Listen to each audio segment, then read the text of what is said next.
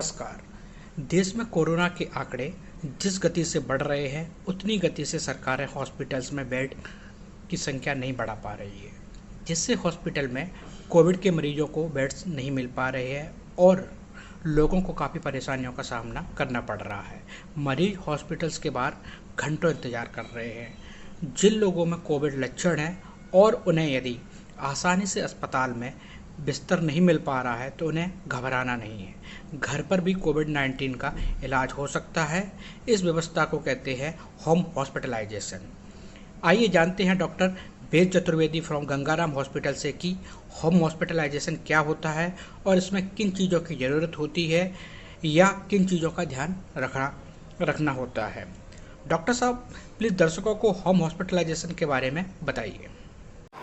मैं डॉक्टर वेद चतुर्वेदी, मैं गंगाराम हॉस्पिटल में हूँ, रूमेटोलॉजिस्ट। मैं आर्मी से रिटायर्ड लेफ्टिनेंट जनरल हूँ और मैं ये बोलना चाहता हूँ कि पिछले एक सप्ताह से काफ़ी लोग हमारे पास आते रहते हैं बेड के लिए और हम भी निराश होते हैं क्योंकि बेड नहीं होता और वो लोग भी निराश होते हैं।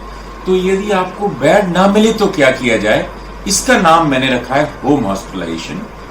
मीन्स आइडियल सिचुएशन तो है कि आप यदि आपको ज़्यादा बीमारी है तो आप हॉस्पिटल में एडमिट हों, बट हॉस्पिटल में बेड ना मिले तो क्या किया जाए, इसको बोलते हैं होम हॉस्पिटलाइजेशन। इसके लिए आप क्या करें, देखिए माइल्ड डिसीज है तो आपको कहीं जाने की जरूरत नहीं, घर में रहिए, 6-7 दिन में ठीक हो जाएंगे। बट यदि आपको बीमारी ज्यादा है और आपका ऑक्सीजन लेवल जब कम होने लगता है तब आपको हॉस्पिटल की जरूरत पड़ती है, तो आपके पास पल्स ऑक्सीमीटर होना चाहिए। यदि आपका ऑक्सीजन सेचुरेशन 94 के ऊपर है तो कुछ करने की जरूरत नहीं है। 94 से नीचे जाता है तो आपको थोड़ा चिंता का विषय होता है। तो आप क्या कीजिए कि आप एक चीज प्रैक्टिस कीजिए कि पेट के बल लेटने को, जिसको कि हम बोलते हैं प्रोन पोजीशन। नॉर्मली हम पीठ के बल लेटते हैं, इसमें पेट के बल लेटिए और 2-2 घंटे लेटिए और 2-3 बार दिन में करिए तो आपका ऑक्सीजन लेवल बढ़ जाएगा, क्योंकि जब आप पेट के बल लेटते हैं तो आपका लंग एक्सपैंड होता है।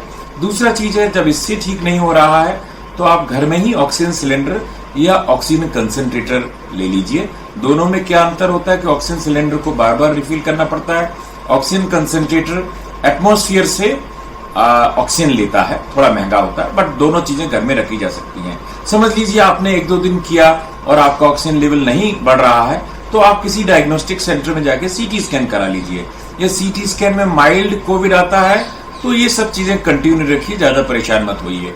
बट यदि चेंजेस सीवियर हैं तो जब तक हॉस्पिटल का बेड का पता लगाते रहिए, फिर तो आपको एडमिट होना पड़ेगा। और यदि मॉडरेट है तो आप अपने क्या कीजिए, लोकेलिटी में एक डॉक्टर के टच में रहिए, जिसे हम लोग बोलते हैं टेली मेडिसिन। तो वो डॉक्टर आपको मॉनिटर करेगा कि आपको एक दवा दी जा सकती है, उसका नाम है स्टेरॉइड। वो वाइसलोन की टैबलेट आती है 20 मिलीग्राम, वो रेमडेसिविर से भी ज्यादा इफेक्टिव है और 20 मिलीग्राम की टैबलेट आप डेली ले सकते हैं। समझ लीजिए आपने ये सब कर लिया, आपने ऑक्सीजन भी ले ली, आपने स्टेरॉइड भी ले लिया, आपके डॉक्टर आपको बोलेगा भाई आपको बीमारी ठीक नहीं हो रही, तब आपको हॉस्पिटल में एडमिट होना पड़ेगा। तब यही दवा जो मुंह से दी जा रही है स्टेरॉइड, वो आपको आईवी दी जाएगी और साथ में एक और इंजेक्शन रेमडेसिविर। इसको बोलते हैं हम कि यदि आपको हॉस्पिटल बेड ना मिले तो होम हॉस्पिटलाइजेशन। तो इस ज्यादा चिंता मत करिए, आपका घर आप कन्वर्ट कर सकते हैं। जय हिंद।